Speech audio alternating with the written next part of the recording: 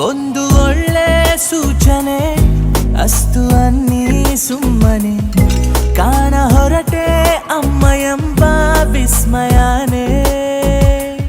ಎಲ್ಲೂ ಸಿಗದ ಬೆಳಕೊಂದು ಕಾಣುವ ಸಡಗರ ಅಂಬೆಗಾಲು ಇಡುತ್ತಿರುವೆ ಮಡಿಲಿನ ಹತ್ತಿರ.